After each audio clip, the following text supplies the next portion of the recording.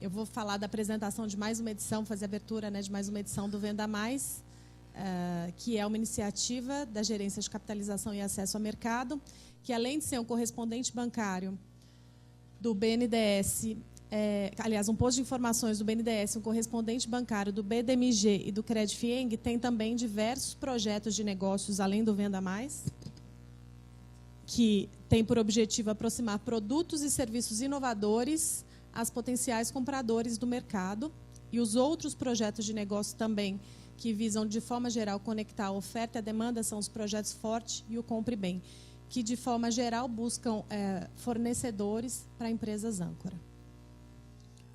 Bom, a área de inteligência competitiva, que também é um dos pilares que o sistema FIENG oferece para as indústrias, como uma área de inteligência, a gente visa gerar informações estratégicas que vão subsidiar os tomadores de decisão, sejam internos ou as indústrias no mercado. Então, a gente visa tentar antecipar cenários, minimizar riscos, antecipar tendências, tudo de forma a minimizar os riscos, seja de processos inovadores, que tem uma forte conexão de riscos. Então, o trabalho de inteligência, ele visa projeção de cenários para tentar uma organização de uma forma de atuação.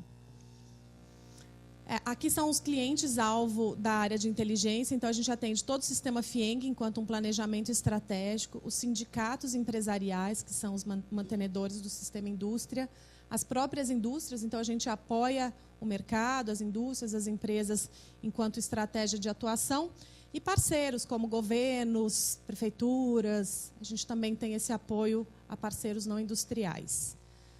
Como é que uma área de inteligência funciona? De certa forma, ela tem essa estrutura piramidal, onde a base é a coleta de dados. Dados são informações que não são trabalhadas e estão disponíveis. Então, diariamente, a gente tem acesso a dados, PIB, essas informações que estão disponíveis. Esses dados, quando eles são trabalhados, eles geram análises e informações. Então, os dados, quando são analisados, eles viram informações. Então, se eu pegar um dado e analisar, eu tenho uma informação em mãos. E essa informação, quando trabalhada tecnicamente, ela gera recomendações, que são as áreas de inteligência. Então, eu tenho a pirâmide, a coleta de dados, que geralmente demanda um tempo muito grande quando a gente não tem um processo de transformação digital. Inclusive, um processo de transformação digital, ele visa inverter essa pirâmide, onde, num clique, eu colete dados, porque realmente é um trabalho muito árduo e pesado, esse trabalho de coleta de dados. E, no ápice da pirâmide, realmente o que tem, é o creme de la creme mesmo, que é a inteligência gerada. Então, a expectativa é que, com a transformação digital, eu tenha um maior dispêndio de tempo com a geração de inteligência e que a coleta de dados ela seja robotizada mesmo.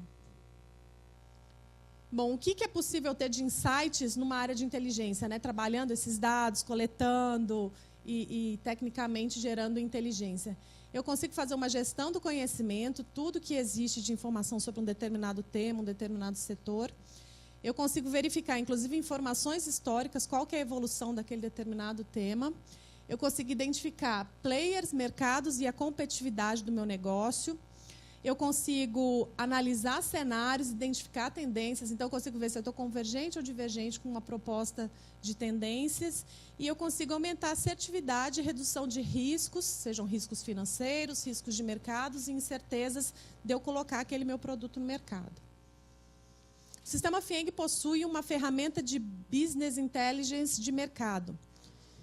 E essa ferramenta ele é um Big Data, ele possui 8 bilhões de dados. Ele funciona como uma matriz GE, onde a gente consegue cruzar a atratividade, ou seja, o quanto que um determinado setor é atrativo para uma região, versus um potencial de atração, ou seja, quanto que aquele território ele está pronto para atrair um determinado setor. Porque não adianta só o setor ser atrativo, eu preciso ver os potenciais que um determinado território tem para atrair um setor.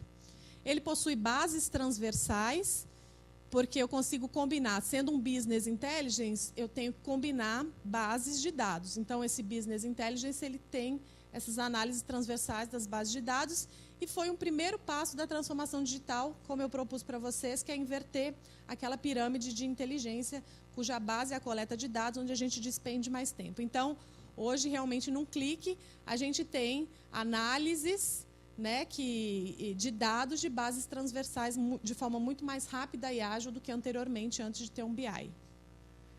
Aqui tem alguns exemplos de bases de dados que foram internalizadas, quando eu falei para vocês que são 8 bilhões de dados, então tem dados do IBGE, CBO, enfim, ANEEL, ANAC, são muitos dados.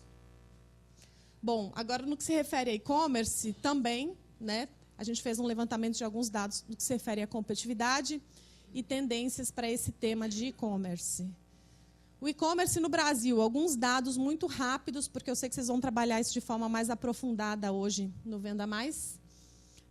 No primeiro semestre de 2018, nós tivemos quase 55 milhões de transações de compras via e-commerce. E essas transações movimentaram cerca de 23,6 bilhões de reais em faturamento.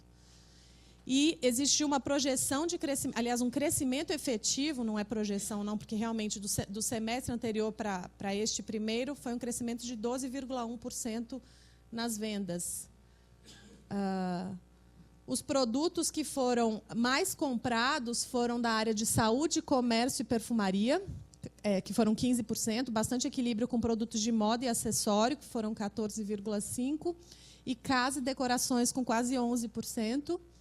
E os que movimentaram maior dispêndio financeiro, um maior volume de recursos, foram telefonia e celulares, com quase 20%, eletrodomésticos, com 17,9%, e eletrônicos, com 11,2%. Foram os que mais movimentaram recursos nas compras. Existe um equilíbrio, né, entre mulheres e homens que utilizam o e-commerce, é quase 50-50%. E a região sudeste é a que mais compra disparado, né? 61,2% dos e-commerce são feitos pela região sudeste do país. Só que eu queria destacar para vocês o crescimento da região sul, né? Ela vem crescendo cerca de 24% nas operações de e-commerce, então ela vem crescendo muito mais do que todas as outras regiões do país. Foi feita uma pesquisa pelo SPC, com cerca de 800 pessoas em 29 capitais do país, sobre o que motivaria cada uma delas a fazer uma adesão por e-commerce e lojas físicas. E realmente o consumidor ele sempre opta pela questão da loja física por um aspecto emocional. Então ele gosta de ver o produto, né? Ele gosta de ter a certeza que ele vai lá na hora e vai comprar o produto. Ele gosta do atendimento humanizado, então ele gosta daquela relação com o comprador. E aí fica até um insight, né, para mesmo os e-commerces terem essa relação personalizada também com o comprador, seja via chatbot, seja um atendimento mais pessoal com o comprador. Tem a questão da segurança, então você fica lá seguro que você não está passando seu cartão de crédito para um sistema, que o produto não vai extraviar. Então, o comprador que procura uma loja física, ele quer esse sentimento de segurança. Tem a questão da experimentação, ele toca o produto, ele vê a cor do produto, ele sente o cheiro daquele cosmético, ele não tem nenhuma surpresa, então ele tem a segurança do ato da compra. Tem a questão do atraso, né? Questão de extravio, ele quer o produto num viés mais imediato. E tem a questão da possibilidade de troca. Então, ele, aliás, minimiza a questão da troca, porque você já consegue experimentar uma roupa. Quando você compra uma roupa pelo site, você realmente não sabe se aquela numeração é maior, é menor do que a média. Então, o índice de troca, inclusive, é menor. Agora, a questão do e-commerce, por que as pessoas procuram e-commerce? Tem uma questão de disponibilidade. Então, aquele sistema, aquele site, a qualquer momento, você vai lá, acessa, e com conforto dentro da sua casa, você consegue fazer uma transação comercial, uma compra, sem precisar se deslocar. Você tem mais informações sobre o produto. Hoje em dia é interessante, quando o usuário compra, você coloca até lá as estrelinhas, a avaliação do produto, se ele foi bom, se ele não foi. Então, você fica com um acervo de informações muito maior do que se você for lá com o vendedor perguntar: o produto é bom, o produto não é? Geralmente são trocas de informações pelos próprios usuários, e não, eventualmente, tendenciosas, como o próprio vendedor sempre vai falar, que a roupa ficou linda, que o produto é excelente. A questão de acessibilidade, né? Você está na sua casa, a qualquer momento você acessa um site, feriado, final de semana, depois das 20 horas. Você a qualquer momento faz uma compra via e-commerce. A questão do alcance, as lojas físicas têm um alcance muito restrito, onde eu tenho que ir no local físico comprar. Hoje eu consigo comprar produtos da China sem sair da minha casa. Então, meu alcance de compra ele é muito maior. Tem a facilidade das pesquisas comparativas, eu consigo pesquisar preços, eu consigo pesquisar opiniões, então eu tenho muito mais assertividade na minha compra, eu tenho o conforto, né, de em casa, a qualquer momento, fazer uma compra, eu tenho uma maior variedade de produtos. Hoje em dia, os sites de e-commerce eles vendem de tudo, né, o que permite que eu tenha uma gama de escolha muito grande. Às vezes, num site eu já compro tudo, né, e pago um único frete, não preciso entrar em loja por loja. E eu consigo melhores preços, maiores descontos, obviamente, porque eu não preciso ter o dispêndio para manutenção de uma estrutura física de uma loja.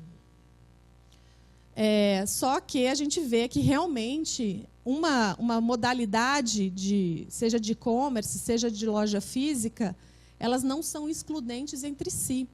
A prática mostra que essa união de esforços ela é sempre muito positiva, né? A loja virtual ela não diminui as vendas das lojas físicas. Isso a gente vem observando, que um não substitui o outro, né? A pessoa que compra via e-commerce não deixa de comprar em lojas físicas também. Tanto é que 9 entre 10 consumidores pesquisaram na internet antes de comprar nas lojas físicas. Redes sociais e blogs especializados influenciam e muito nas decisões de compradores. E 6 em 10 consumidores virtuais visitam lojas físicas antes de comprar pela internet também. Então, a combinação de ambas as modalidades, seja física, seja e-commerce, elas são bastante positivas para o mercado.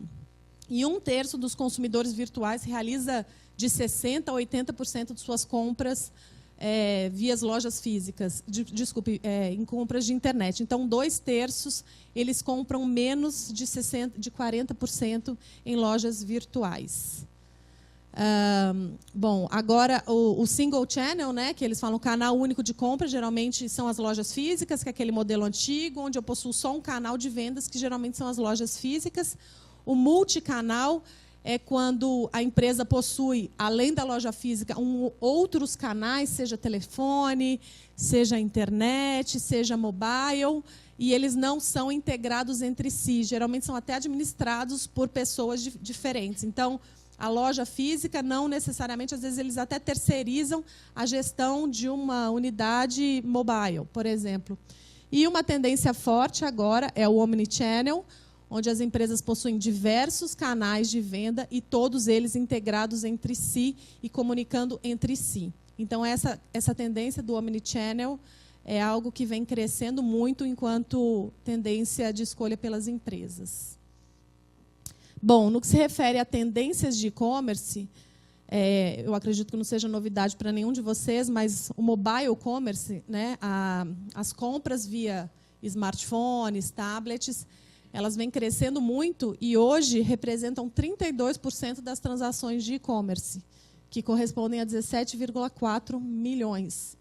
E um crescimento no último ano de 41%. E uma projeção de 2020 é até que 50% das compras sejam feitas por dispositivos móveis. Então, eu acho que é uma escolha muito acertada esse desenvolvimento de sistemas de mobile commerce. Eles vão abocanhar quase que metade das compras de e-commerce até 2020. Bom, aqui alguns exemplos de transações possíveis via mobile commerce, como mobile bank, mobile purchase, que são as compras, né, o site de compra, mobile marketing, ticket, mobile ticket. Hoje em dia, você tem um ticket de show, um ticket de check-in, lá o QR Code se apresenta no ato do embarque, você não precisa mais imprimir nada. E os serviços de informação, seja de GPS, seja de placar de futebol, existem serviços de informação via e-commerce também. Uma outra tendência muito forte no e-commerce é o social commerce, ou seja, o e-commerce via redes sociais. As redes sociais, hoje, elas movimentam uma gama de informações enorme. Então, é possível eu ter acesso a essas informações de preferências de consumo, de posicionamento de consumo, utilizando uma interface de e-commerce com os dados que são disponibilizados e trocados entre os usuários das redes sociais. Então, são dados entre pessoas, vendas em redes sociais, formas de compras coletivas, por exemplo, Peixe Urbano, Groupon, caixas de recomendações, compras colaborativas, chats e fóruns, que são formas de e-commerce que se utilizam de dados de redes sociais. Bom, aqui tem 2 exemplos de social commerce. Eu não sei se vocês lembram de uma campanha do Starbucks, que é Twitter Coffee. Você comprava um e-gift de $5 e mandava com essa campanha @TwitterCoffee para um amigo, e esse amigo tinha um crédito de $5 para gastar na rede Starbucks. Isso foi muito positivo para a empresa, porque isso alavancou a marca, né, nas redes sociais, isso valorizou a marca e deu maior visibilidade para a empresa. E também um dos primeiros social commerce que tiveram no Facebook foi a Coca-Cola, que você tem a página lá da Coca-Cola, nesse caso a Coca-Cola Store, que você, inclusive, é direcionado. Você clica lá e se direciona para o site da empresa mesmo de compra. Então, as empresas vêm fazendo muito isso, criam páginas no Facebook, onde eles conseguem mensurar curtidas, né, identificar novos possíveis compradores. Bom, outra tendência forte é a questão de Big Data e inteligência artificial dentro do e-commerce. A gente sabe, como eu falei, que as redes sociais mobilizam um grande volume de dados. Então, a gente consegue identificar com tweets, curtidas, perfis profissionais, e-mail, check-in, dados, vendas anteriores. A gente tem acesso a muitas informações dentro dessas redes sociais, que, quando somada à inteligência artificial, que são as combinações desses dados de forma estratégica, eu ganho acesso a um volume de dados e, realmente, informações muito valiosas e preciosas. Não é novidade para ninguém que esse mercado de dados, hoje, as pessoas comercializam dados e isso vem crescendo muito, né? Na América Latina, quase 3 bilhões de dólares já giram em torno do mercado de dados. E o Brasil representa quase 50% desse total de volume de dados que são comercializados.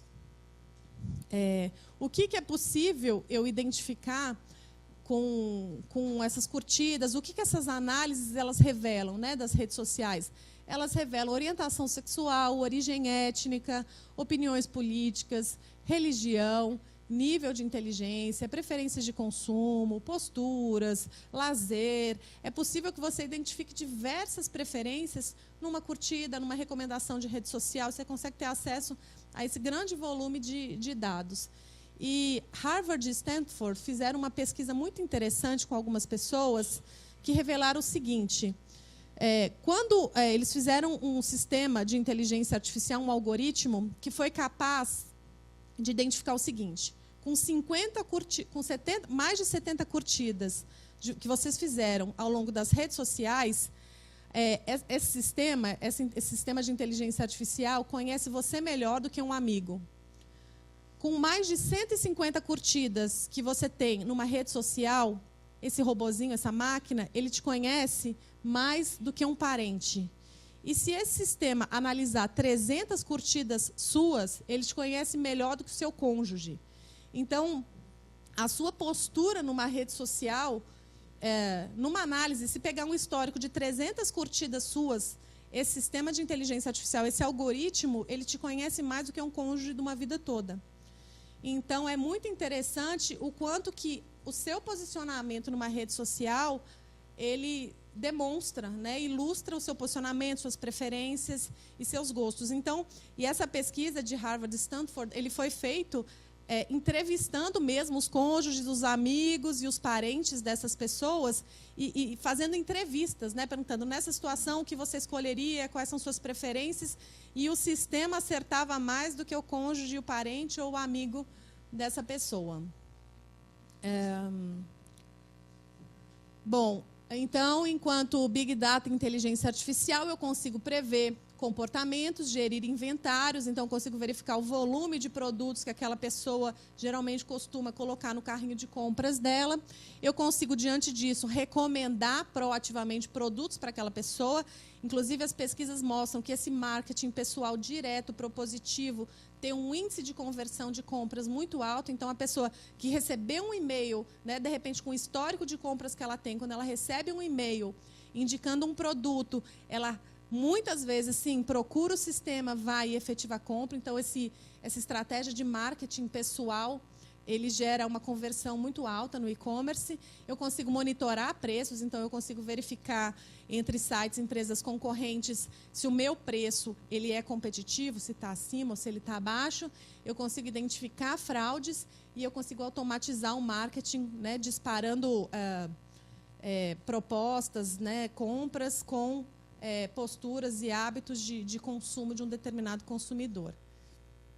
Outra tendência grande do e-commerce são esses assistentes virtuais. Vocês lembram que lá no começo eu falei para vocês que o comprador ele busca muito as lojas físicas por conta desse contato humanizado. Só que o e-commerce ele é possível também ter esse contato humanizado entre aspas, né? Porque os assistentes virtuais e chatbots eles dão essa sensação de proximidade e relacionamento, não com pessoas, mas com robôs.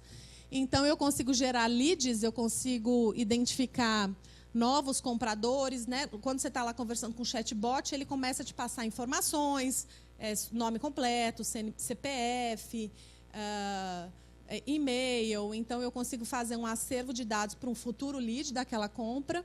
Eu consigo fazer pesquisas de satisfação, pesquisas de compra, sem ficar com aqueles formulários chatos que você não responde. Então, eu consigo tornar um processo de pesquisa de satisfação um pouco mais dinâmico. Eu consigo fazer marketing em vendas, eu consigo atender um cliente, eu consigo fazer agendamentos e reservas de produtos, e eu consigo fazer uma qualificação de base de dados e o CRM. Bom, alguns insights, né, foram feitos como propostas de pontos de atenção sobre o e-commerce. E, entre eles, existe a questão de oportunidade para programas de fidelização. Nós observamos que existe um grande movimento na prospecção de novos clientes, porém, a proposição de programas de fidelização daquele consumidor que já comprou, não existem muitos programas, muitas oportunidades nesse sentido. Então, uma recomendação que sejam feitos programas que fidelizem compradores que já fizeram compras naquele site, não só trabalhos prospectivos de novos clientes. Compradores das categorias games, farmácias e óticas e acessórios utilizam menor tempo de navegação, o que realmente caracteriza os públicos mais decididos em fazer aquela compra. Então, foi o menor tempo médio gasto para efetuar uma compra, são os compradores dessas categorias aí de farmácias, óticas e acessórios. Então, não adianta oferecer outros produtos para esse pessoal, que realmente eles têm um posicionamento muito assertivo naquilo que eles vão comprar. Investir em estratégia de comunicação personalizada.